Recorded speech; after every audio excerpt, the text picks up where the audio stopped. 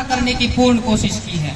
महोदया, मैं आपको और विपक्ष को बता दूं कि अगर एक परिवार के लिए दो अलग अलग नियम हो तो क्या वह एक व्यवस्थित परिवार कहलाएगा?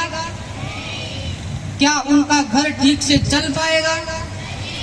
यदि नहीं महोदया, तो मैं सम्मानित सदस्य से पूछना चाहता हूं कि जब दो अलग अलग नियमों से एक परिवार या एक घर भी ठीक से नहीं चल पा रहा है तो इतना बड़ा देश कैसे चलेगा? आदरणीय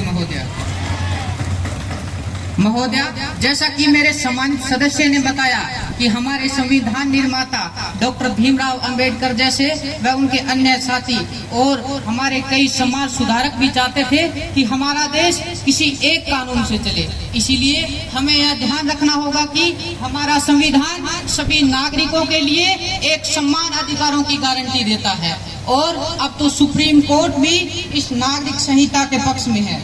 महोदया, भारत में यूसीसी विधेयक 2023 की सामग्री और प्रावधानों से सहमत होने के बाद मैं इस नागरिक संहिता का समर्थन करता हूं।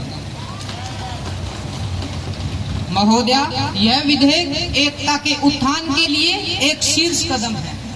यह विधेयक विभिन्न व्यक्तिगत कानूनों के आधार पर भेदभावों आदि में उनके खिलाफ हो रहे भेदभावपूर्ण और दमनकारी प्रथाओं को समाप्त करके लैंगिक न्याय और समानता को सुनिश्चित करेगा।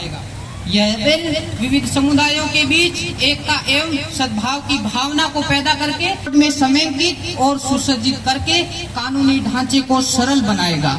इससे स्पष्टता बढ़ेगी, कार्यान्वयन में आसानी होगी और न्यायपालिका पर भी इससे बोझ कम होगा और इस कारण से हमारे देश की कानूनी प्रणाली सकुशल ढंग से संचालित हो सकती है।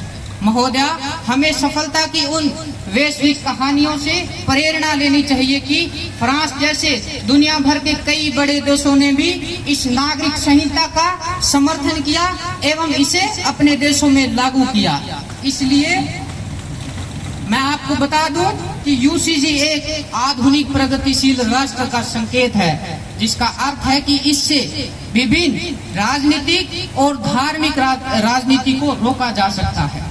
महोदया, मैं सम्मानित सदन के सभी सदस्यों से विनम्र पूर्वक अनुरोध करता हूं कि वे इस बिल का समर्थन करें एवं सदन में इसे उल्लेखनीय बहुमत से पारित कराएं। धन्यवाद महोदय।